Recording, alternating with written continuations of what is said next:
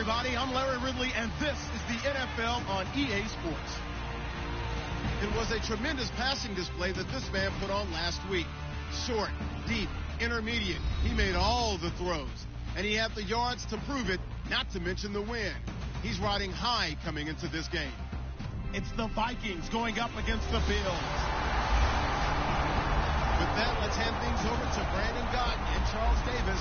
They've got the call of this Week 14 matchup. All right, Larry, thank you very much. It's the National Football League presented by EA Sports. Today, it's a Week 14 matchup that should be a good one between the Minnesota Vikings and the Buffalo Bills. Hello, everybody. With Charles Davis, I'm Brandon Gordon. And, Charles, you take a look at the Bills entering play here. They've been in a great groove. Winners of 7 of their last 10 on the year. Meanwhile, for our visitors, the Vikings, they're hitting their stride of late. Winners of 3 of their last 4.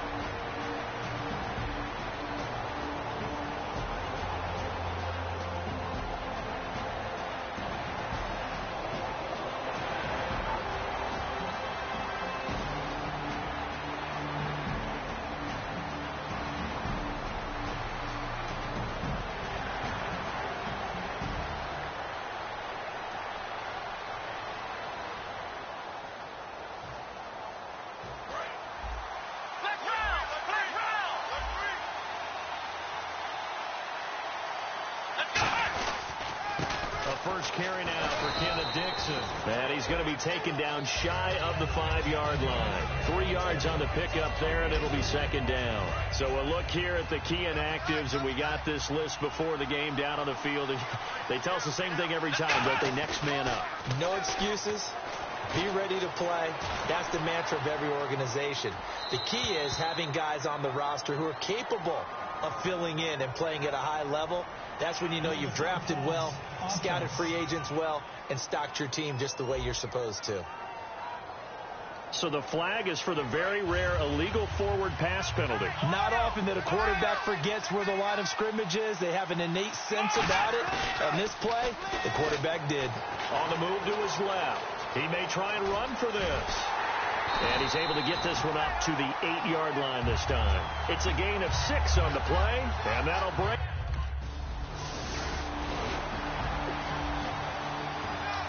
And now out comes Minnesota. And on the last go-around, they really couldn't get anything going. They had to punt from deep inside their own territory, which means they're going to lose the field position battle as a general rule. What they're looking for now is a little more consistency, move the ball at least a few times on offense, get a couple of first downs, and hopefully flip the field. Yeah, just something to build off of. That's what they're looking for here. Now back to throw. And no escaping this time as he'll go down. They got him for a sack. Preston Brown not dropping into coverage. He comes on the blitz and takes him down for a loss of 9. Extra DB on the field for the Bills here on 3rd down. Yeah, maybe thinking pass. Dancing to his left. Now he'll let it go deep down the left sideline. He was looking for his tight end there. Now the Vikings offense works their way back onto the field. And last drive, 3 and out. Still a goose egg on the scoreboard. How do they break that goose egg? They've got to find a way to get the ball in the hands of their playmakers, get them some space, and try and make a first down and get some momentum going. It's been a struggle for them throughout the game, and that 3 and out on the last possession, that tells you just how stalled they are on offense. So who will step up here? We'll see. Stephon Diggs, his intended receiver. And that takes us from 2nd to 3rd down. After watching him drop that slant, I can hear my old coach's voice ringing in my ears right now. You can't run with the ball until you catch it, trying to get those rack yards before he secured it. He'll wind up getting 11 on that one, and it'll be 4th down. And how about this one now? In their own territory, a gutsy call. They're going to go for this on 4th and a yard. They're indeed going for it as they look to throw. And he's got Kyle Rudolph. Give him 3 on the play, and they're able to pick up the conversion here on 4th down. I don't know if I agree with that. I guess they don't care if I agree with that. But, boy, you have to be surprised by that, right? I definitely was surprised that they decided to go for it in this situation. But they must have either felt like they either had a great play call on or they're trying to show extreme confidence. Offense comes to the line now, 1st and 10.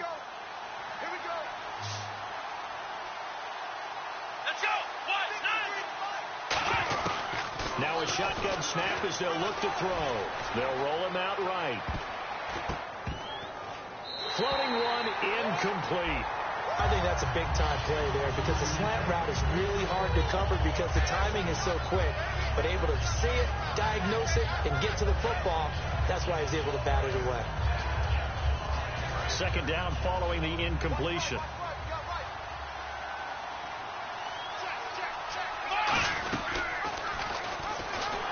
And he is going to lose yardage here.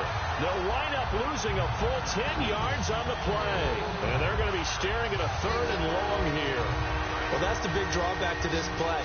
Even if somehow the quarterback pitches it, he's not immune to the big hit. In this case, he kept it and absorbed it anyway. Now on 3rd and long, they'll look to throw. And he'll just chuck this one up into row G. It's incomplete. Well, they've had a pretty frustrating. And now out comes Minnesota. And with this deficit, you can't have too many more drives like the last drive where you had to punt it away. You know what I would tell my offense right here? The punter doesn't exist, guys. He doesn't even exist. He's not a team anymore. I just cut him. All right? So you've got to go out and create some offense for us here and give us some points. No way does that guy get on the field on this drive. Poor punter. Yeah, it wasn't his fault. But, hey, listen, there's got to be casualties at times. We're trying to win a game. He lost 9 there. That's really going to set him back for 2nd down. They'll look to throw here. And now he'll tuck it and run. And he'll be about a full yard shy of the 20 at the 19-yard line. Call it a 3-yard gain, and it'll make this a 2nd and long. Well, he did a nice job keeping his eyes downfield, waiting for someone to get open. But once the pressure forced his eyes down to see the rush, it's time to make a break for it. He's got time. Being chased out left. And they're able to get this one across the 35. And he goes for 18 there as the drive will continue. Well, that was man coverage. So once he decides to run with the football, there's no one to account for him, and he turns it into a nice gain. On 1st down, he'll drop to throw. Escaping the pressure right. A dump off for Dixon. And he'll get up near the 45. They'll spot it at the 44. Give him 7 on the play, and it's a 2nd down. And at his size, he's a smaller back. You can get him to football. He can kind of get lost, make someone miss. It's good for him. Yeah, it's great for him. I like what you said there. Sometimes he gets lost in the traffic a little bit. But get him out in the open field into some space. That plays to his strengths the best and keeps him out of it. And he's going to be wrapped up and driven down. Trent Murphy from his outside linebacker spot, forcing the sack for a loss of 8. And they weren't in zone coverage. They were in man, and each man did his job. And that looked like vintage, old-school coverage, didn't it? Man coverage reminded me of an old... Under pressure, they got him again. And now the Minnesota offense set to take over again. And what do you think goes on here in this situation? If you got the football, you're trailing, you're back in your own territory with just a little time. Do you try something?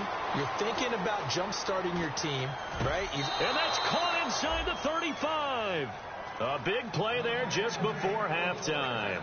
48 yards. So here we go, 1st and 10 now. We just saw him hit a big play there on a deep post. And most of the time, the post isn't available because usually you have defenders in the middle of the field. But if you throw enough curls and crossing routes and underneath routes, I know from experience, they get tired of watching those balls get caught. They start to creep up a little bit, and that's when you can hit them big over the top. Looking to speed things up here, going with some tempo. Inside the red zone here, they'll look to throw.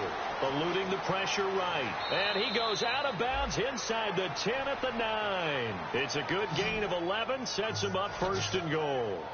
That was an excellent job of recognizing the situation. His first read wasn't there. Heck, his second read wasn't there. But he bought himself a little extra time scrambling out of the pocket, got to the sticks, and picked up the first down.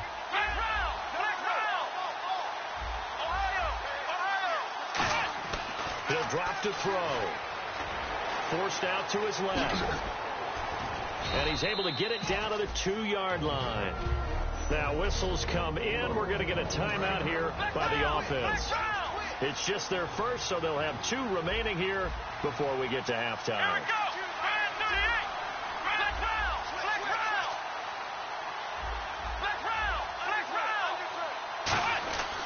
Now they'll switch it up here and look to throw.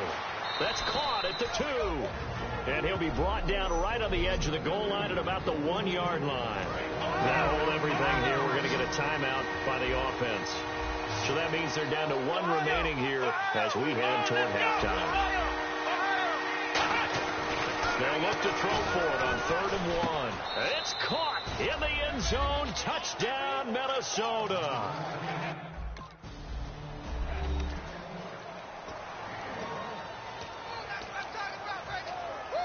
Out come the Vikings. They'll have it first on offense as we begin the 3rd. They're down here, but very much in this game. What's the tonality of a coach's talk when a game is within striking distance like this at intermission?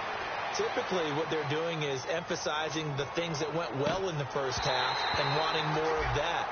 Sure, you've got to go over some of the errors and clean up some things because there's a reason you're down. But overall, I think they want to stay positive, stay up with this team. We're just starting the second half, and we've got the football. Let's go ahead and punch it in, and then we'll take it from there. See how that recipe works. Incomplete, almost intercepted.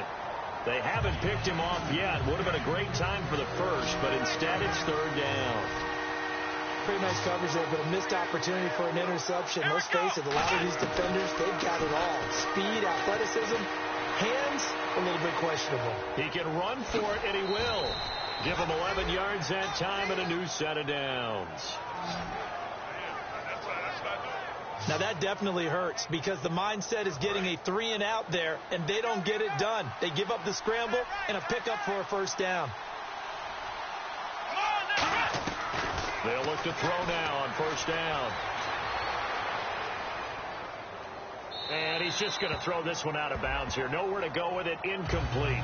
But pretty good coverage there, and both of these defenses, they've had good coverage throughout this one. No doubt about it, and in today's NFL, where we're used to a bit more scoring, this feels almost like a well-pitched game in baseball on both sides, where the tension continues to build. Who's going to make the big play? Josh Huff, the intended target, and it's 3rd down. Looked like they had an opportunity for a big play across the middle, but he didn't have the concentration or the focus necessary and dropped it before he could haul it in. So here we go now. An extra defensive back in there on 3rd and 10.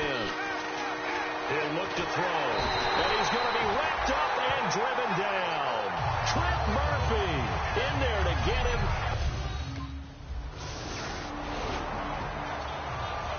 And now out comes Minnesota. And down on the scoreboard, certainly needing to avoid what happened on the last drive, punting the football. Sense of urgency has to take over for them here. They know the score. They know the situation. And by the way, the punter no longer exists for their offense. That's how they have to treat this drive. They need points. Big time. Well, I guess we just discovered that someone is certainly not going to sit back and just take it in this game, huh? No, they were trying to get that touchdown back in one shot. One shot, trying to help out his defense and let the other team know they were coming after him. Flush to his right. Incomplete, almost intercepted. They haven't picked him off yet. Would have been a great time for the first, but instead it's 3rd down. Tremendous coverage there. Just did not catch the football and complete the interception. But what do they say all the time? If he had really good hands, he'd be playing offense. Wide open receiver complete. And he'll be taken down, but not before he gets into enemy territory. Well, the advantage has certainly shifted to the defense as we began that 3rd down play, and they found a way to foil it and pick up a first down. 3rd time's a charm, right? 2 incompletions. Had to have it on 3rd, and they got it. Yeah, they stuck with it, weren't daunted at all, and picked it up. Give him 5 on the carry there, and it'll be second down. And that's exactly what you want on a first down run. Pick up 5 yards, bring up 2nd and 5. The defensive line, though, they've got to figure out a way to out-leverage the guys up front because the offensive line is winning at the point of attack. Drops it underneath to Dixon. And here he'll be brought down a little shy of the 35 at the 36. Everyone's got to be able to catch the football. Doesn't matter what position you play, but if you're on offense, be aware a ball may come your way. Now on first down, he'll drop to throw it. And he'll just throw this one over in the way of the security crew. Incomplete here. Not too many things get to a quarterback of this magnitude, but I think it's safe to say that pressure can get to any quarterback. Now, he's obviously a great franchise quarterback, but felt the pressure, threw it incomplete. Steps away to his left. And he'll go down at the 28. Give him 8 on the play, and that'll bring up a 3rd down. Trying to keep the drive going here. This is play number 7 on 3rd and 2. And we have to give credit to him for buying time and extending the play. But you know, there's some really upset defenders on that one. They thought that they had him. Instead, he was coated in Teflon and got away.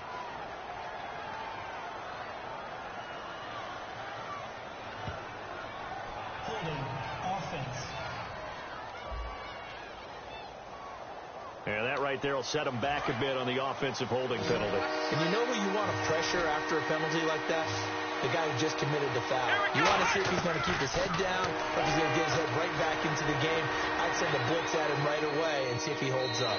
And he'll just chuck this one up into row G. It's incomplete.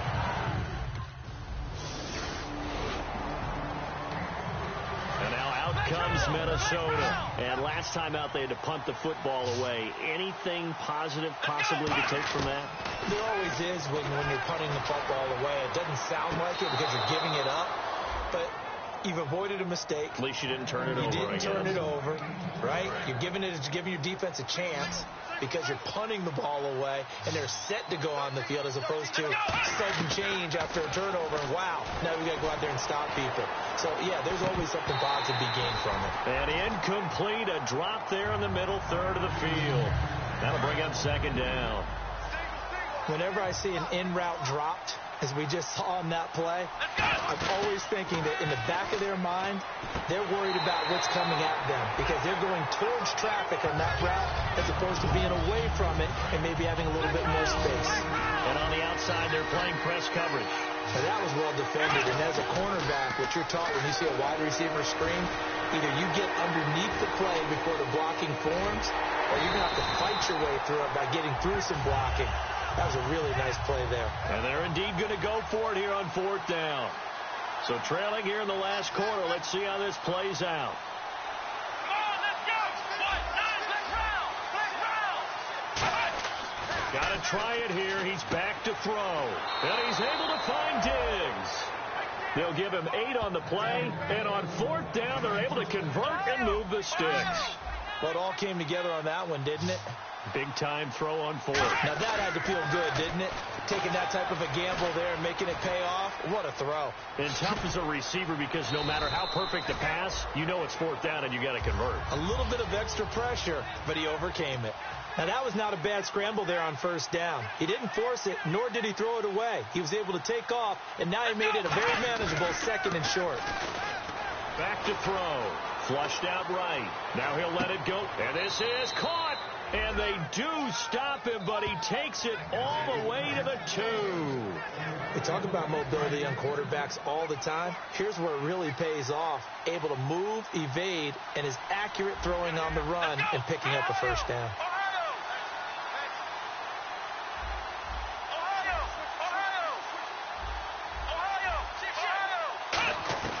Out of the gun, they'll look to throw. And incomplete, he dropped it in the end zone. After all the preparation, all the practice, a play like that will absolutely break your heart. They had everything they wanted, just unable to complete it.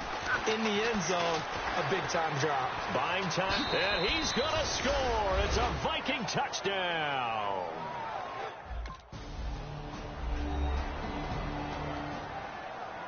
And Charles, I think when the schedule comes out, all teams, no matter where they're predicted to finish, talk about protecting your home turf. They were able to do that here in this one. Similar to a tennis match, right? Not letting them break your serve. That way you hold on to it. They got it done, and they feel very good about that victory.